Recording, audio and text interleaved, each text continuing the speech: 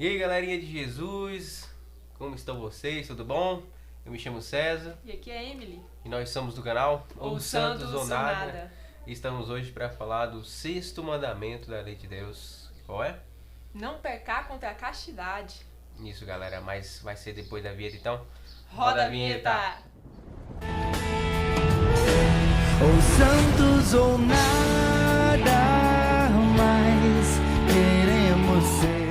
Então, irmãos, lá em Êxodo 20:14, fala na Bíblia assim: não cometerás adultério. E o Catecismo da Igreja Católica, a partir do parágrafo 2331, vai falando sobre essas práticas, sobre não só cometer adultério, mas outras coisas também que englobam essa questão de castidade. E hoje o Senhor nos chama a viver isso, não é, amor? Isso. O mandamento em si, ele voltou-se para a questão da castidade, porque ela engloba toda essa questão do adultério, mas em todas as fases da nossa vida, seja quando a gente está solteiro, quando a gente está namorando, quando a gente está casado, quando a gente resolve viver uma vida sozinho, mais distante, entendeu? Essa questão do adultério, quando você adultera a sua realidade, aquilo que você pode viver, aquilo que realmente está para você, e você acaba fazendo de outra maneira que não é a adequada. Então você vai estar adulterando aquilo que você está sendo chamado a viver. Exatamente. E o Catecismo fala de várias práticas que é contra a castidade. Ele engloba isso. Então, uma das práticas é essa questão do adultério. Né? Você que é casado, você que vive a sua vida, né? Casado perante Deus.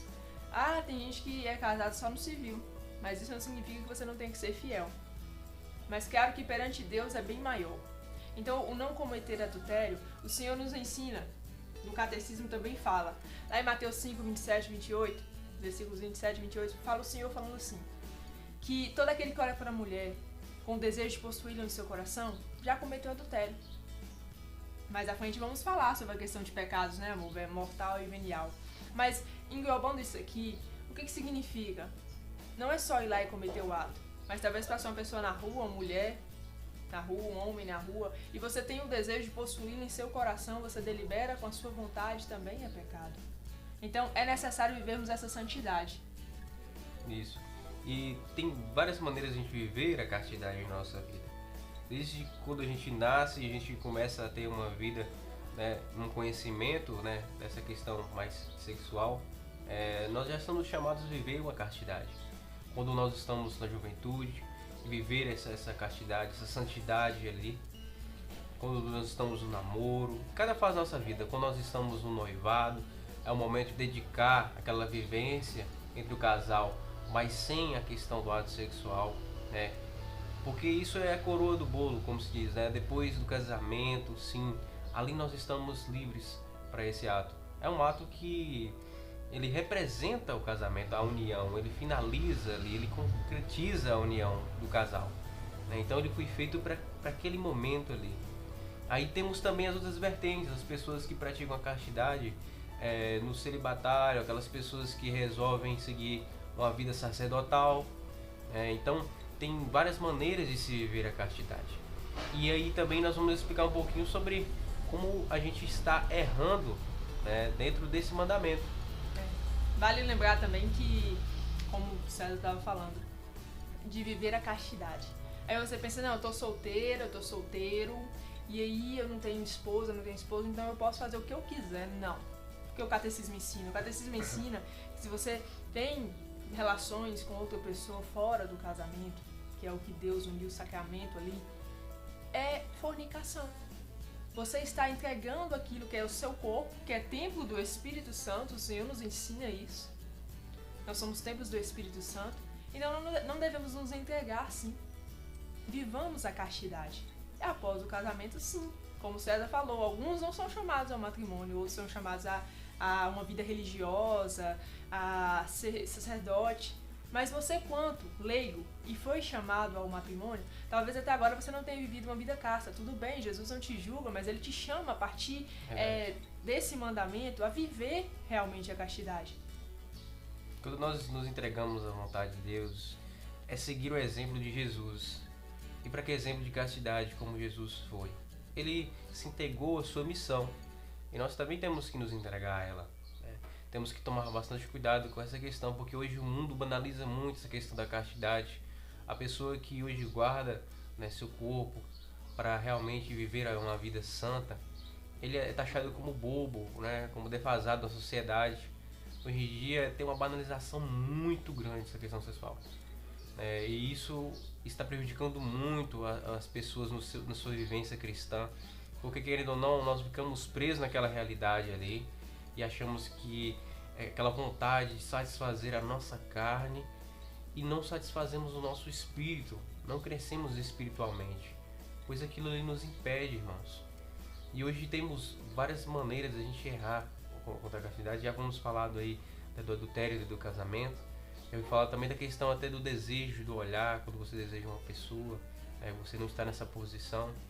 Aí nós também temos a prostituição, temos o homossexualismo, né, que acontece muitas vezes.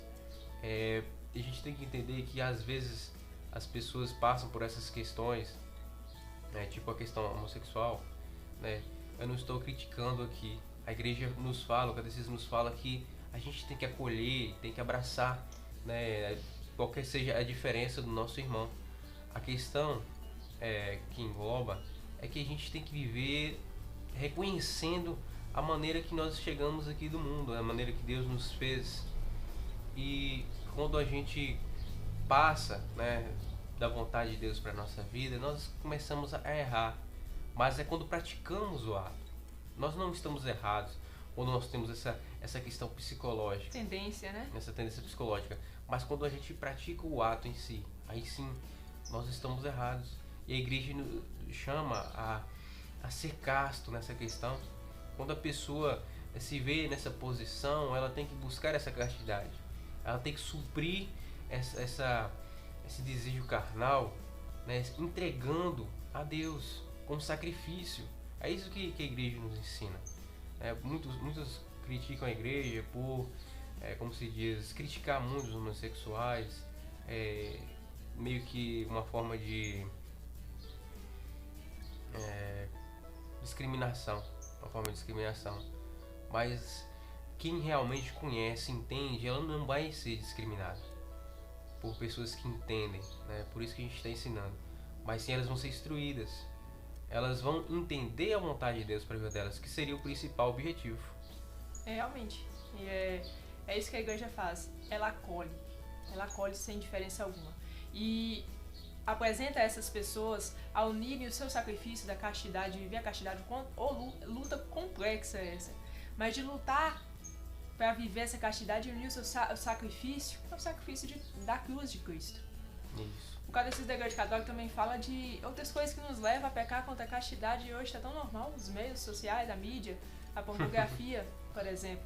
Tem muitos jovens hoje, e hoje eu falo também para vocês jovens, e talvez nem jovens mais, pessoas adultas, 30, 40 anos, casados já, venho falar com os casados também, que ainda vivem nessa vida de pornografia, que ainda assistem às coisas ainda. Que leva também a masturbação, e já engloba toda essa questão aí. Exatamente, que leva, porque você já vai ali sendo seduzida e as pessoas que são casadas correm o risco de levar essa coisa toda deturbada do ato sexual para a sua relação com a sua mulher ou com o seu marido. Então você é chamado a viver a castidade, a deixar. É complicado? É sim.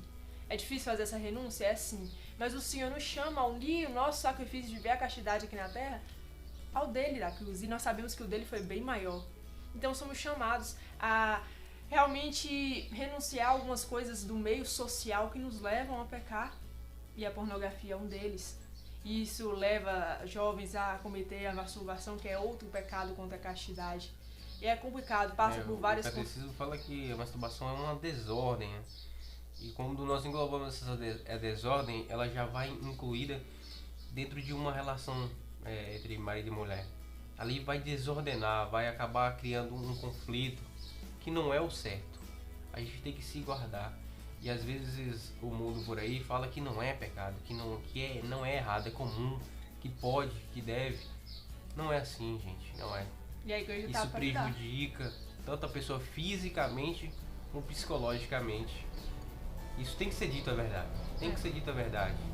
A gente pode ficar omitindo ou passando por cima das coisas por conta que o mundo tem essa questão de não, isso eu vou fazer porque não tem problema, e empurrando com a barriga, como se diz. Então a gente tem que falar as coisas como elas devem ser faladas aqui. Exatamente. E a igreja acolhe essas pessoas também. Tem o sacramento da confissão. Passamos por ele, buscamos ajuda, os conselhos do padre, pessoas que até já passaram por essa situação e que hoje podem dar testemunho, né? Quantos missionários, quantas pessoas que pregam o evangelho que podem ajudar a passar por esse processo.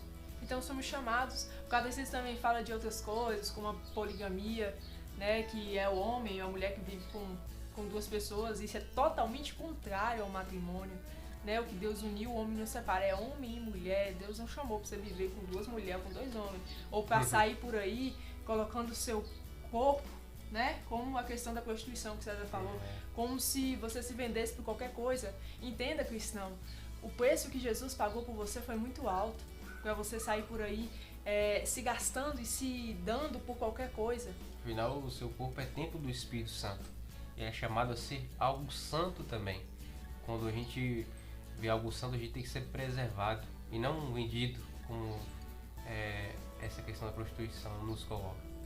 Então temos que dar esse devido valor ao nosso corpo, à nossa essência, à nossa santidade.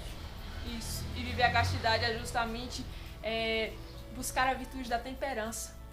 A temperança é uma virtude muito bonita, porque ela faz a gente ter moderação contra os nossos prazeres, contra as coisas que nos levam a pecar. Então, peçamos a Deus essa virtude, peçamos a Deus a virtude da castidade também, né? Esse dom que é viver a castidade, porque não é fácil, mas todos nós que somos cristãos, seja qual situação dessa que citamos aqui que você esteja vivendo, ou talvez você não está vivendo, mas tem alguém perto de você que vive, ajude, sem invadir, né, a vida da pessoa, mas ajude com o seu testemunho assim que as pessoas procurarem, assim que você puder.